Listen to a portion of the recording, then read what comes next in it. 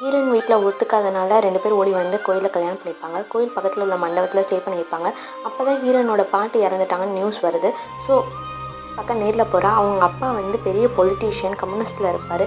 போட்டு அடின்னு அடிப்பாங்க, எல்லாரும் தடுப்பாங்க. ஸோ அந்த கேப்பில் வந்து ஹீரோயினை கூட்டிகிட்டு இவங்க அத்தை வீட்டுக்கு ஓடி வந்துடுறாங்க ஹீரோ.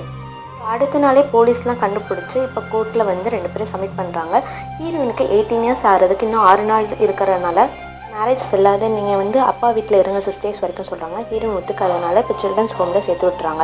அப்புறம் கோர்ட்டுக்கு போகலான்னு ஹீரோ போகும்போது போலீஸ் வந்து பழைய கேஸில் பஸ் அடித்த கேஸில் அரெஸ்ட் பண்ணிடுறாங்க. அவனுக்காக அவன் ஃப்ரெண்டு வந்து இப்போ அரெஸ்ட் ஆகி போயிடறான். கோர்ட்டில் வந்து அவங்க அப்பா ரொம்ப பிரெயின் வாஷ் பண்ணுறாங்க. ஆனால் ஹீரோயின் வந்து எங்கள் அப்பா தான் ஹீரோ, அவர் கம்யூனிஸ்ட்டில் இருக்கிறது எனக்கு ரொம்ப பிடிக்கும். ஆனால் அவரே வந்து என்னோட லவ்வரை கீழ் ஜாதிக்காரன் ரொம்ப அசிங்கமாக பேசிட்டாரு. நான் இனிமேல் அங்கே போக மாட்டேன், என் கூட தான் சேர்ந்து வாழ்வேன்னு சொல்லிடுறாங்க. கோர்ட்லேயும் மேஜர் சொன்னனால சேர்த்து வச்சிடறாங்க.